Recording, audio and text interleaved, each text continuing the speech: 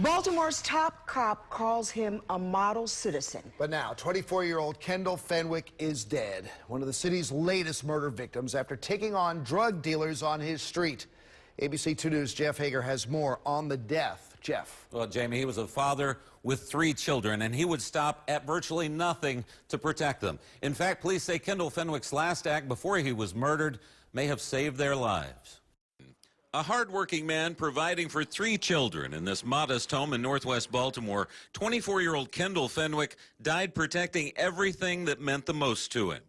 Nobody could tell me why they would kill him, why they would do that to him, nothing. Dominic Jarvis is pleading for answers now after the shooting that has left her 2 children without a father. On this day, the city's top cop, Police Commissioner Kevin Davis, would return to the scene of the crime to try to provide an answer. Our victim, Mr. Fenwick, was protecting his community. He knew that there were drug dealers in this area and along this block. He, on his own, erected a fence to prevent them from going back and forth through his yard. That obviously didn't sit too well with these drug dealers.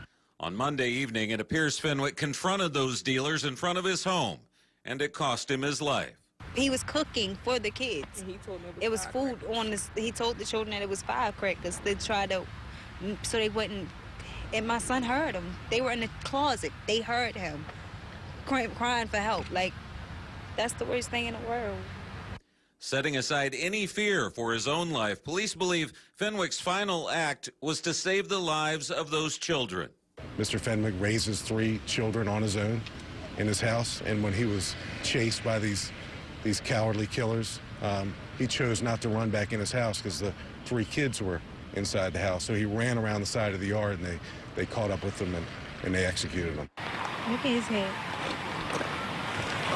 Dirty tail head. I gotta give it to my son.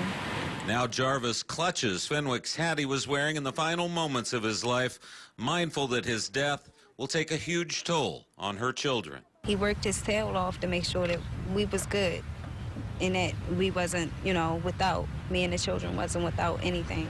Like, and now we gone. And my children, like, are left without a dad. His family says Fenwick was shot 8 times, and he died after paramedics transported him to Sinai Hospital.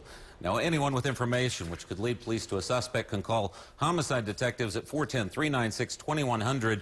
Or if you wish to remain anonymous, you can call Metro Crime Stoppers. That number, 1-866-7-LOCKUP.